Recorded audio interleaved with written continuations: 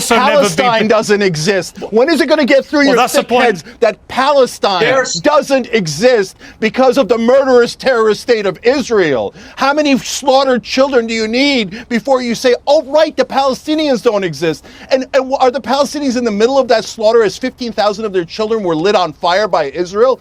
Welcome back, everyone. Things get heated on the Piers Morgan show. We have Cenk, Dave Smith, Batya, Joe Walsh and General Kimmitt discussing the recent hostage release. Stay tuned, things get very interesting. We're going to break it down. Roll on the first clip. Hiding imagery is that Hamas haven't gone anywhere. This war was supposed to be the end of Hamas. They don't look like they're over, and they look like they have a lot of popularity still with Palestinian people in Gaza. You know, it says in Genesis, God tells Abraham, whoever blesses you will be blessed and whoever curses you will be cursed. And I keep thinking of this as the perfect metaphor for those scenes from that parade. Because of course, to attend a parade in which the bodies of babies which have been strangled and mutilated are celebrated is accursed, right? To bring a child to a parade celebrating the strangling and mutilation of babies' bodies is cursed. Firstly, I just want to put on record that I do not agree with how the bodies of the 4 hostages were handed over to the Red Cross. It's something that of course should never have happened, saying that Batya says they were strangled and mutilated. We do not know the cause of death and we don't know who or how in fact they were killed. Let's hear from Cenk. Okay, Cenk? Yeah, so what Hamas did is so stupid, and I totally agree that it's immoral. But are we ever going to talk about the 15,000 dead children that Israel slaughtered? You want to talk about cursed? If you think the Palestinians are cursed because of 36 children killed during October 7th, how cursed is Israel for the 15,000 children that they slaughtered? They crushed their skulls. They lit them on fire. They destroyed and killed tens of thousands of children. And now you're saying, oh my God, because I see one with my own eyes, that's Israeli. Oh, the Israeli lives are worth, what, 10,000 Palestinian children? 100,000 Palestinian? Is there any number of Palestinian children that you would have any sympathy for? So screw Hamas. But that does not justify Israel slaughter after slaughter after slaughter and go, oh yeah, Hamas made me do it. Hamas didn't make you do it. Israel is reveling in it. It is now a terrorist state. It's rolling tanks into the West Bank.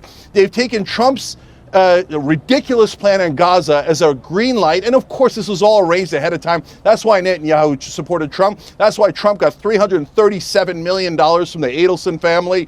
So now they're rolling tanks into the West Bank to slaughter more Palestinian children.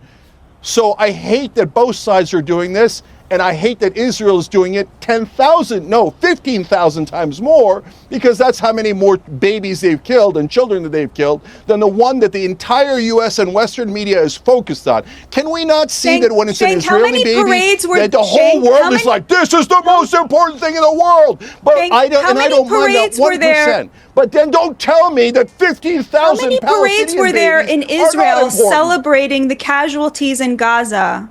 I mean, how many parades were there of Israelis celebrating the dead more slaughter in Gaza? Her voice is really annoying. Anyway, Cenk makes a really good point, and I think this is where we differ. Not just here, but throughout this genocide, pro-Palestinian supporters have recognized the loss on both sides. No innocent person deserves to lose their life regardless of where they are from. The anger comes from this exact clip. The number of Israelis killed is less than 3%. Less than 3%. Where was the outcry for the 15,000+ Palestinian children? Where is the media? Where are the reporters? Where are the voices for the 15,000 children? All right, let me bring in Dave Smith. Let me bring in Dave. Because I actually think, listen, but first off, let me just say, I almost, look, that was sickening, that video, the reports of what was done to these hostages, and I don't know that all this evidence has actually been released, and we'll maybe find out at some point, but it's all sickening and horrible, and I hate to even use it to then try to win a political argument after it. I mean, look, there is no questioning, it is sickening to see like a big crowd celebrating these things. I do think like Batya, you make a fair point. It's like, yeah, okay, we don't exactly see the same type of kind of primitive brutality on the Israeli side. There is this tremendous bias, though, I think, toward I don't know exactly how to say this. It's like a more an anti-barbaric bias. So if Hamas runs in and is just gunning down random people, there's something where that triggers a certain reaction out of something, whereas, collateral damage or targeted strikes don't trigger that same response from people. The thing is that, like, if it's your kid on the side of that collateral damage, it probably feels awfully similar. And so when you ask, like, oh, are there parades where for, say, like, Israeli hostages or prisoners or whatever they want to call them? No, I have seen Israeli politicians as well as American politicians signing the bombs, including Nikki Haley, before they get launched into Gaza. I don't know. I mean, I find that pretty sickening also. Yeah. I have to disagree here with Dave on one point where he says we don't see the same primitive brutality on the Israeli side. The evidence of that is the number of bombs, the quantity and the weight of those bombs were greater than Hiroshima, greater than 2 nuclear bombs. Is also psychology. These people are playing with our minds. What a handful of people can do with guns is incomparable to the damage done by huge bombs dropped from the sky. And like, to Cenk's point, there is just like a certain, don't get me wrong, okay? I'm trying to like be as charitable to you as I can. I would rather be next door neighbors with like an IDF soldier than a Hamas militant, okay? Like, there is a difference between the two.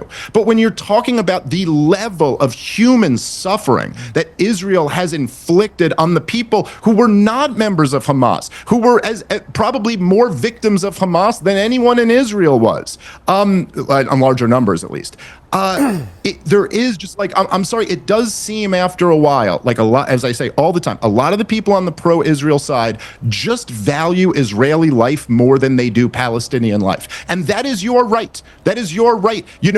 I understand, I value my children's life more than I value other children's lives. That's okay, that's my right. It's not reasonable for me to require the law or politicians to value my children's life more than other children's lives. Okay. And Can I I respond think to that? that's the essence of gender. Let me bring. Let's not forget that Hamas was founded in 1987. There was no Hamas 40 years ago. The IDF was created in 1948 following the Nakba. The evidence of the torture by IDF is heavy and in abundance, going back decades and decades. The evidence between the two is like night and day. So I wouldn't be so confident in being neighbors with the IDF. Apart from that, Dave makes good points. Check out the next clip of General Kimmitt saying it was the right thing to do to incinerate 250,000 children. And by the end of the war, we dropped 2 atomic bombs on Hiroshima and Nagasaki, and I suspect there were probably about 150 to 250,000 children that were incinerated in that attack alone.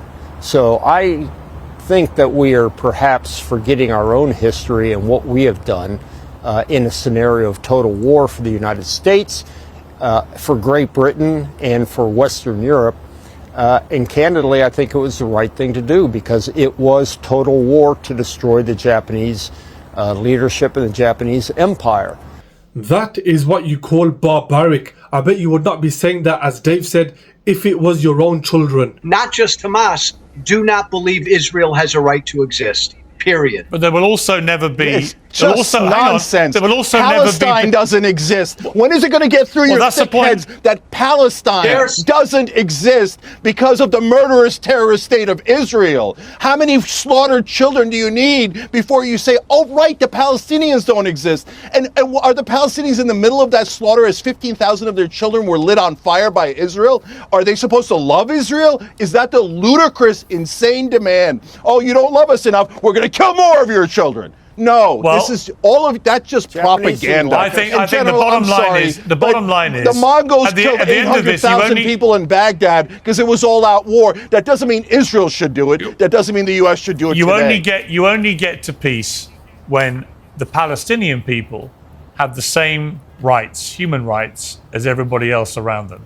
I think both Cenk and Piers hit the nail on the head. Cenk, say what you want about him, but he has put his neck on the line over and over again, and clearly he's very passionate, and so should everyone else be. So thanks to him for always having the guts to speak up. General Kimmitt, I have no words for this boy. There's no justification for incinerating 250,000 children. Anyway guys, I hope you enjoyed the video. Let me know your thoughts in the comment section below. Thanks for watching. Support me by liking and subscribing, and I'll see you on my next video. Peace out.